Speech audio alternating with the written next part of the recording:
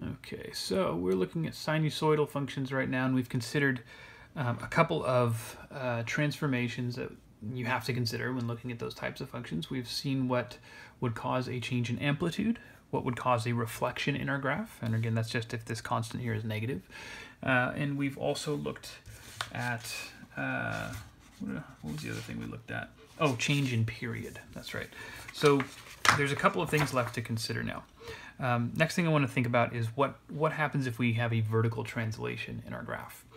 And if you think about it, if you were to take, let me go actually not to that one of these. If you were to take, say, this cosine graph and take the entire thing, you don't stretch or compress it in any way, you just shift it up or down, that midline is going to move with the graph because the maximum and minimum values are changing, which would move the midline with them.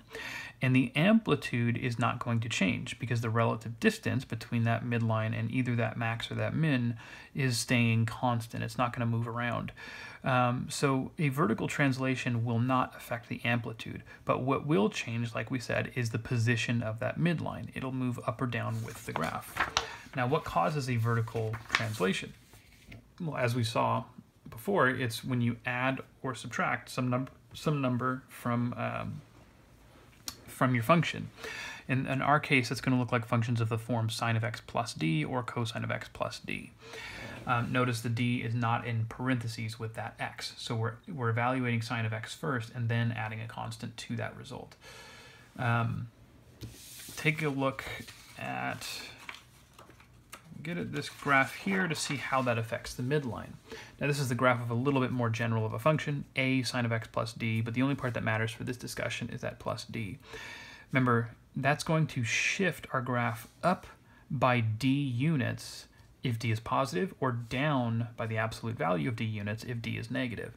And that midline will move by exactly those same number of units. So instead of y equals 0, which is the x-axis, being our midline is going to move up or down, depending on what d is, to y equals d. So that would be the new midline, y equals d. And again, y equals a constant gives me a horizontal line. Okay, so the midline is kind of the easiest one to determine, I think. Now we move from that to what I think is the hardest one to work out, the one that people seem to have the most trouble with. We haven't considered yet what happens in the case of a horizontal translation or horizontal shift. In the case of sinusoidal functions, we don't call these horizontal shifts. We call them phase shifts. That's just the term that we use. So let's see if I can go back to that page where I looked at function transformations for a minute. Okay, over here we looked at horizontal translations. A graph will be shifted left or right if we add or subtract some number from x inside the parentheses for our function. Okay, so in our case, we're looking at functions of this form, sine of x minus c. Notice they're all in parentheses there, or cosine of x minus c. That would produce the same kind of shift. If c is a positive number, this will move my sine graph c units to the right. If c is a negative number, which would mean this is x minus negative something, which will actually be written as x plus a positive number, that would correspond to a shift to the left by c units. But it turns out phase shift is affected by more than just this. So in the event that we have a change in period as well, that will actually impact your phase shift, and we need to consider how that happens. So if you have a function of the form sine of bx minus c or cosine of bx minus c, if you were to take that expression inside the parentheses here, that bx minus c, and factor a b out of both terms. Now I know you're not seeing a b showing up in this second term here, but you can still factor a b out of it as long as you divide it by b to compensate, and that gives me this, b times x minus c over b. If you're having trouble seeing why this would factor to this, try distributing that b back in. You'll see this b and that b cancel out, giving me that c. Okay? But what's the point of doing that? In practice, you're not going to do this. This is for the purpose of deriving a result, which will give us a nice convenient formula, and then from there we're just going to use that formula. So don't do this factoring thing anytime you're actually graphing. This is just for the purpose of deriving a result. What this does is it shows that there's two transformations that are taking place. There's this b here, which we've already seen will affect the period of our graph. That corresponds to a horizontal stretch or compression. But then what's left in parentheses here is what corresponds to the actual phase shift. And it looks like we're not just shifting by c, we're shifting by an amount equal to c over b. To the right if c over b is positive, to the left if c over b is negative. Okay?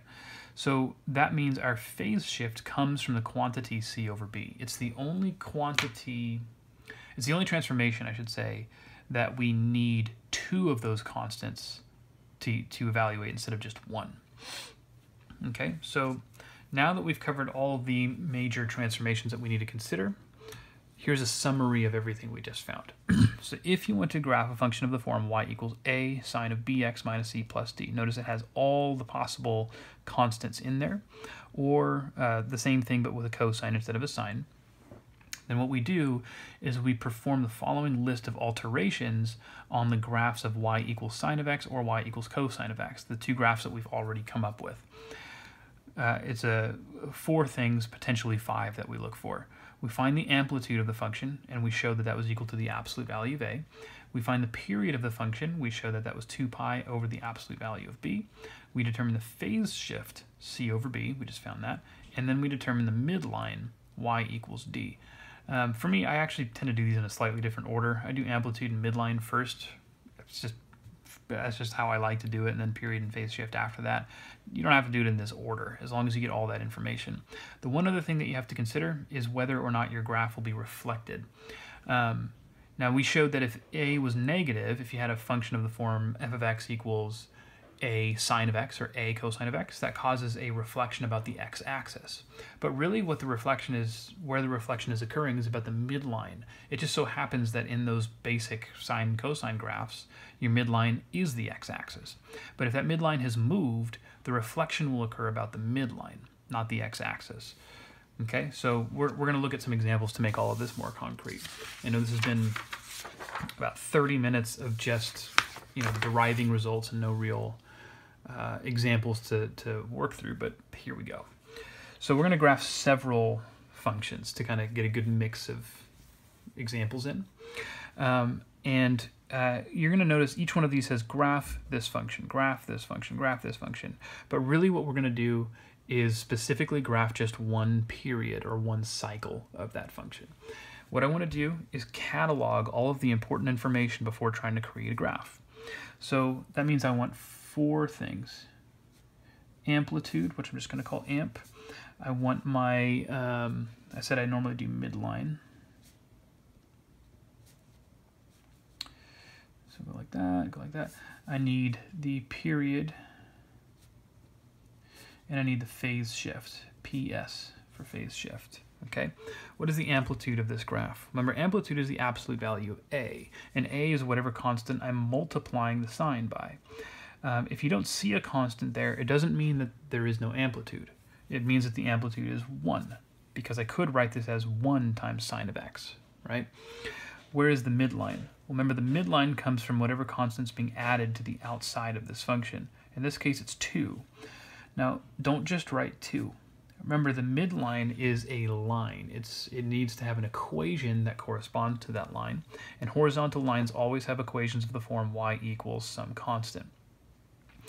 I've taught this class several times, and every time I teach it, I really try to drill this into students' heads. Midline is not just a number, it's y equals a number.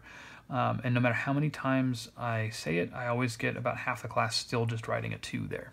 I don't know how to break that habit, but make sure you write this. Don't just write 2. Period. What is the period? Remember, the period was 2 pi over the absolute value of b. But what is b? B is whatever constant is being multiplied to the x here. And I don't see a constant. But again, you can think of it as 1. 2 pi over 1 is just 2 pi. So if you notice, because I'm not multiplying the x by some other number, the period of this function hasn't changed. It's still 2 pi. What about phase shift? Well, again, phase shift comes from functions of the form sine of bx minus c. And then my phase shift is calculated as c over b. But here, there is no c. c is 0. So this doesn't have a phase shift. I'm just going to write a 0 for that. Okay. How now am I supposed to graph this? Well, there's kind of a certain order that's helpful to graph these things in. What I like to do is first deal with the amplitude and midline, starting with the midline. The midline is y equals 2. So if I go 1, 2, I'm going to graph my midline as a dashed line like this. Okay? My amplitude is 1. And if you remember, the amplitude tells me how far above my midline I need to go to reach a maximum and how far below my midline I need to go to reach a minimum. So what I want to do is go above and below my midline by 1 unit each and label my y-axis with those values. Okay, so below 2 by 1 unit would take me to 1. Above 2 by 1 unit, that would take me to 3. The next thing I want to do is think about the period of my graph, as well as the phase shift. If the phase shift was anything other than 0, we would actually be working with the phase shift first, but instead we don't have anything to do with that. So our period is 2 pi. This graph will go from 0 to 2 pi. Now, in order to graph a sinusoidal function, we're always going to be graphing 5 specific points. And the way that we find those 5 points is by taking the period as an interval. So this is the interval from 0 to 2 pi, and we're going to subdivide it into 4 equal subintervals. The best way to do that is to find the midpoint between 0 and 2 pi. I can do that by averaging those numbers. 0 plus 2 pi is 2 pi. Divide that by 2, I get pi. Then I want to subdivide each of these intervals into, basically cut them in half. So find midpoints for those as well. 0 plus pi is pi. Cut that in half, I get pi over 2. Pi plus 2 pi is 3 pi. Divide that by 2, I get 3 pi over 2. All right. What do I do with this? Well, most of the work in graphing sinusoidal functions is actually labeling your axes. Notice how we have labels on our x and y axes. And both of those sets of labels I found by thinking about the information I came up with over here. Now, all I need to do is take a look at what the sine function normally looks like. Normally, we start at our midline, go to a maximum, go to the midline again, down to a minimum, up to the midline. And you notice where those things happen. Here, this graph has the same phase shift and period as this graph. And the first point is here at the origin, so I'm going to have a point right here. The next point, not there. Let me back that up. It's not at the, it's at the midline. That's what I meant to say. Okay. The next point at pi over 2, so the first label that I have after this leftmost point here, pi over 2, that's where we hit a maximum. Now in our case, what does the maximum look like? Well, again, the maximum will be 1 unit above the midline, which we labeled our axes to include that. So from a midline, I go up 1 unit to 3. That takes me to that point. Then our sine function works its way back to the midline once we get to pi. Here's pi, so I'm going to get a point at the midline. Okay? Back here, 3 pi over 2 is where we get that minimum value. And in this case, the minimum value is going to occur 1 unit below my midline, because again, that's my amplitude. And then we complete that cycle by getting back to the midline again. So if you notice, I have, ignore this one, that was a mistake, but I have 1, 2, 3, 4, 5 points. I am going to put a curve through those, making it look kind of like that wave. We call that a sine wave. Okay?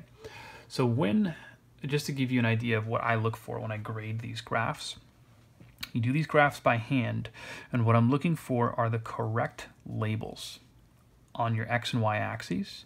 I'm looking for where you sketched that midline as a dashed line, and I'm looking for those 5 specific points in the correct location before you put a curve through it. All right. Next one, y equals 4 cosine of x. We do the same thing. We want amplitude, we want midline, we want period, and phase shift. Okay, what's the amplitude? Well, I have a constant 4 that I'm multiplying my cosine function by. And remember, the absolute value of that constant is where we get our amplitude from. 4 in this case. Midline. Where is my midline? Well, remember, the midline comes from whatever's being added to this function on the outside. Now, I don't see anything out there. I could, though, technically write plus 0 without changing anything. And that's the value that we associate with that constant d. So that means the midline is y equals 0, which is, as you know, the x-axis. What's the period of this function? Well, as before, we're not multiplying x by anything, so the period is still going to be 2 pi, the usual period for cosine. Phase shift, there's nothing really going on with that x there, so here the phase shift is once again 0. We're going to deal with some examples involving phase shift starting on the next page. Okay, so really comparing this to my cosine function, the only thing that's been changed is my amplitude. Nothing else has changed. So now we move on to a graph. And the labeling of the axes for a cosine function is done in an identical way to how we did it for the sine function. It's exactly the same. So in this case, my amplitude is 4 and my midline is the x-axis. I already have my x-axis drawn, so I don't need to put a dashed line through that. I just need to remember that that's my midline. Amplitude tells me to go 4 units above my midline and 4 units below. So up to 4 and down to -4. Notice that I'm not writing 1, 2, 3, 4. I could do that. There's technically not anything wrong with doing that. But especially when you're doing this entire graph by hand, if you're not really good at equally spacing things out, the more marks you put along your axes, the more cluttered and sloppy it can get. Some people don't have that issue. I do. So I only put the minimal amount of information that I need in order to graph this thing. Okay, next up, my period is 2 pi, my phase shift is 0. When I subdivide this thing into those 4 subintervals, I'm going to have the exact same values that I got up here. So nothing's changing on my x-axis compared to the previous example. I still have pi over 2, pi, 3 pi over 2, and 2 pi. Okay. Now here's what will change though, because we're talking about a cosine graph, not a sine graph. And if you remember, again, the sine graph, this is a sine graph, goes midline, maximum, midline, minimum, midline. Cosine does not do that. Cosine goes maximum. Notice it's starting at the highest point. Maximum, midline, minimum, midline, maximum. So it starts at a maximum, works its way down, and then back up to a maximum again. We have to do that same thing here. So my maximum in this case will be 4, midline, minimum, midline, maximum, giving me a graph that looks like this. Now, I want you to be careful when you graph this. If you were to connect these points in the most direct way, it looks like it would make a big V. But we know that this should not look like a V. You have to intentionally remember that it makes a wave shape. So it should have a curve to it. Don't put straight lines through those points. Okay? That would be the graph for that function. Let's take a look at a graph that has a little bit more going on. So I always start these the same way.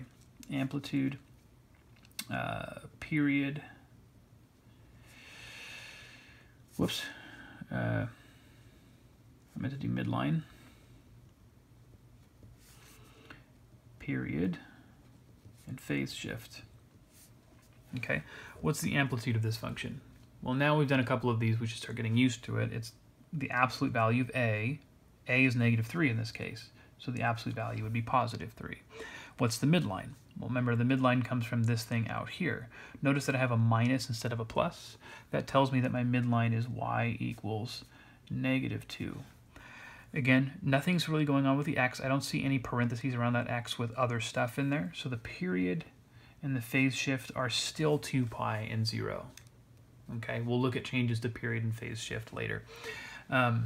But there's a little bit more going on because, again, my a in this case is negative. It's not positive. So I also have to remind myself that there's a reflection. Okay?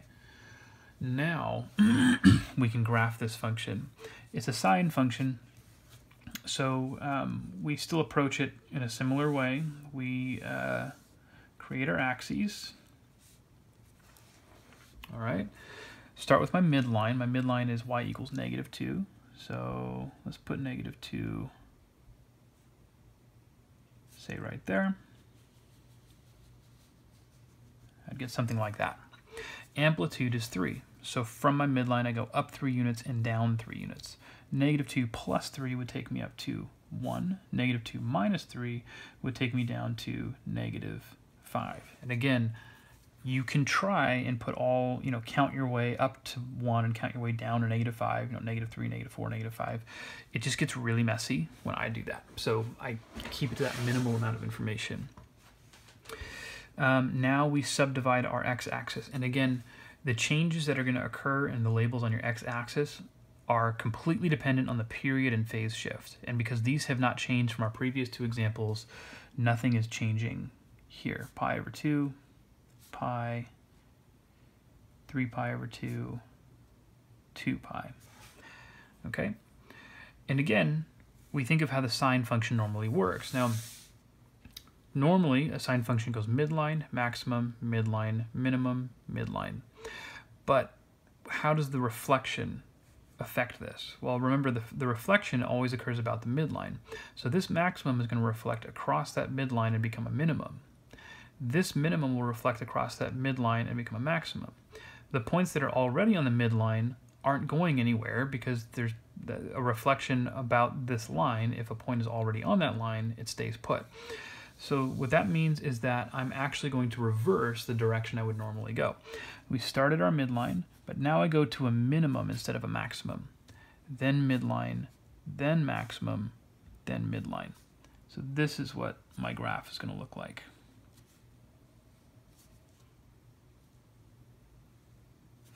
Okay. Always looks a little bit sloppy when I do it. It's not a big deal. What I'm looking for, again, just as a reminder, it's not that you have this perfect, like, curved wave, but that you have the correct labels on both axes. That's the most important thing, that you know where your midline lives and that you've correctly put these 5 points where they belong. If the curve looks a little bit messy through all that stuff, I don't really care. Okay. Let's take a look at some more. So now we're getting into the territory where the phase shift and the period are going to change, and this is where students tend to struggle a little bit more, which you might start to see why once we get into this. So we always start the same way: amplitude, midline, period, phase shift. Okay. What's my amplitude? Well, I don't see a number in front of the cosine, so that means I interpret it as a 1. My amplitude is 1. My midline, remember I could write +0 out here if I wanted to. It's always the plus d, the thing that's happening outside of the parentheses. Because that's 0, my midline is y equals 0. Remember, that's still the x-axis. Period and phase shift, here's where we have to be careful. So remember, this is like cosine of bx minus c. The period is 2 pi over the absolute value of 2, which is just 2. 2 pi over 2. Of course, that simplifies to pi. What about the phase shift? The phase shift is c over b. And remember, c is whatever follows the minus sign. C is not negative pi over 2. It's just pi over 2, because that's what's occurring after the negative sign. So c over b would look like pi over 2 divided by b, which is 2. And we need to simplify that. This is the same thing as pi over 4. Okay? Notice there's no reflection here. So now what we have to do is figure out what this graph looks like. Okay? And the first thing we deal with, again, is the amplitude and midline, but they look like a normal cosine function would. The midline is my x-axis, so I'm not going to create a dashed line through it. The amplitude is 1, so we go up 1 unit and down 1 unit from there. Now let's deal with the phase shift and the period. So the phase shift we're going to think of first. Now the phase shift in this case came out to a positive number, and we'll look at what happens if it's negative in another example. In fact, the very next example. But if it's positive, we interpret that as a shift to the right. If it's negative, we think of that as a shift to the left. And what this phase shift will do for a sine function or a cosine function is we're gonna think of it as moving that first point that we would plot, the leftmost point. So instead of plotting the point at 0, we're gonna bump that to the right by pi/4 units. Now here's where things get tricky. Creating the other labels on the x-axis. It's important to remember that our period determines the distance from the left endpoint of the interval we're graphing over to the right endpoint. And the period is the length of that interval. The length of that interval should be pi. But if that's the case, what should this label be? It can't be pi, because the distance from pi/4 to pi is not pi. That's the distance from 0 to pi. How do I get this label? Well, if I'm starting at pi/4 and going an additional distance of pi, that's the same thing as pi/4 plus pi. Now, for people who are iffy with fractions, specifically fractions involving a pi, there's probably a lot of work that you're going to write off to the side. I am not going to do any of that. That's arithmetic, that's prerequisite material, and I'm asking you to fill in the blanks there. But I will talk through what I'm doing. Pi/4 plus pi is 5 pi/4, and hopefully you can figure out how I would have gotten that. Okay? The next thing I'm going to do, and again, I'm going to talk through this, I'm not going to write it out, is take this interval that I'm going to graph my cosine function over, subdivide it into 4 subintervals. And we do that by finding a midpoint, breaking this into 2 subintervals, and then finding the midpoint of each of those subintervals. And again, how do you find the midpoint of an interval? You add the endpoints and you divide by 2. It's averaging these values. What's pi/4 plus 5 pi/4? That would be 6 pi/4. Then I divide that by 2, giving me 3 pi/4. Okay? Now I do the same thing. Add these up, divide by 2 to find the midpoint. Pi/4 plus 3 pi/4 is 4 pi/4. But that simplifies to pi. Then if I divide by 2, I get pi/2. Doing the same thing here. If I do 3 pi/4 plus 5 pi/4, that's 8 pi/4, which is the same thing as 2 pi. Dividing that by 2 gives me pi. You see how that works? This is the thing that people struggle with the absolute most, dealing with that combination phase shift and period and labeling each of these. But that hardest part is over now. We can now graph our function. So again, remember our leftmost point is no longer on the y-axis like it has been in the previous 3 examples. It's going to be here. And because we're talking about a cosine function that hasn't been reflected, we start at a maximum, go to the midline, go to our minimum, midline, and then maximum again. Okay, so kind of go like that. Looks good. All right, this video has gone pretty long, so I'm going to do the rest of the examples in the next one.